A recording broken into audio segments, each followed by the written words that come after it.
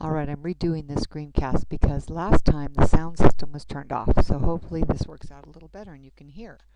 So we started off class today by looking at some videos, and they're on Moodle, just to show you some illustrations of what Pythagoras actually proved about 2,500 years ago.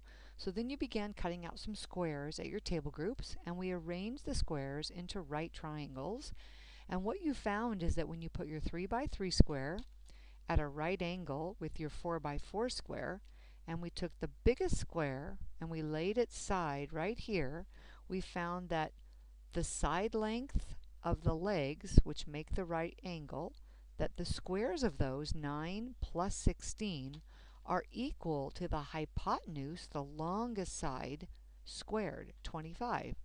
So what he proved is that in every right triangle, the two shorter sides that make the right angle are called the legs of the triangles, and he used A and B to represent the legs. And the longest side of a right triangle is called the hypotenuse, and he called that C. And what he proved is that the shorter sides, 3 squared plus 4 squared, that the squares of those, 9 and 16, are equal to the hypotenuse squared. And 5 squared is 25. And if you add 9 and 16, you see that we do get 25. Okay, then we looked at some bigger squares. So we had a 5 by 5, a 12 by 12, and a 13 by 13. So the legs are 5 and 12. So we squared the legs, got 25 and 144, add them together, and sure enough, 13, the hypotenuse squared, is 169, and if you add 25 and 144, they are also 169. And that's, in a nutshell, what Pythagoras discovered, or actually what he proved.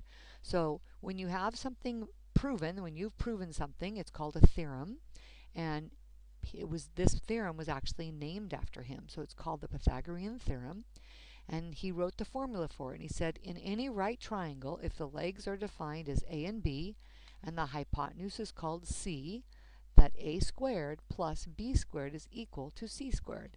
In other words, the legs squared added together, the sum of the legs squared, are equal to the square of the hypotenuse. And remember, it must be a right triangle for that to be true.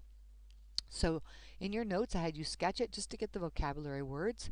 So the two sides of the right triangle that make the 90-degree angle, that support it, just like your legs support your torso, are excuse me, A and B, defined as A and B, or identified as A and B, and the hypotenuse, the longest side opposite the 90-degree angle, is called C. All right, a Pythagorean triple is just something really simple. It just means when the three numbers for the sides of a right triangle are whole numbers. So 3, 4, 5 are whole numbers.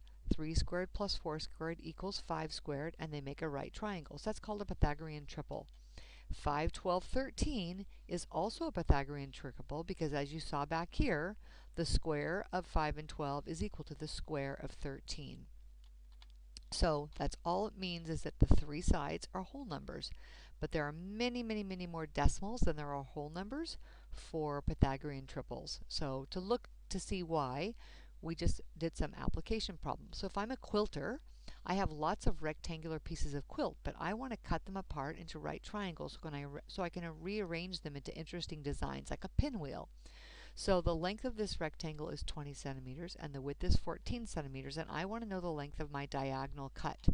So we begin with the Pythagorean theorem, A squared plus B squared is equal to C squared. We substitute the length and the width, which are the legs of this right triangle. We square them, we add them together, and we know that 596 is the square of the diagonal. And I want to know what the diagonal is. So if I undo squaring by taking the square root of each side, I know now that C is about 24.4 centimeters. It's actually an irrational number because 596 is not a perfect square. So we round it off to the nearest tenth, because for cutting centimeters of fabric, that's about as accurate as I could be. And then we looked at perfect square numbers. So these are all square numbers because they have a whole number square root. So 1 squared is 1, 2 squared is 4, 3 squared is 9, 4 squared is 16, 5 squared is 25, etc. So we just looked at all the numbers between the square root of 121, which is 11, and the square root of 144, which is 12. So all the numbers between these, the square root of 122, the square root of 123, the square root of 124, all the way up, to the square root of 143, are all irrational numbers. In other words, they are decimals that will never repeat and never end. So you can start to see how many more irrational numbers there are because the gap between these numbers keeps increasing, and these are the only perfect square numbers that have whole numbers for square roots. Okay, then we just practice some more. So again, this is another size of a rectangular piece of fabric. 15 and 10 are the legs, so always begin with the Pythagorean theorem. Substitute the legs, square them, add them together, and then you need to take the square root of each side of your equation to find out what the length of the leg is. So the square root of c squared is c, and the square root of 325 is this irrational number, but to the nearest tenth, it's 18.0. So we'd say 18.0 centimeters.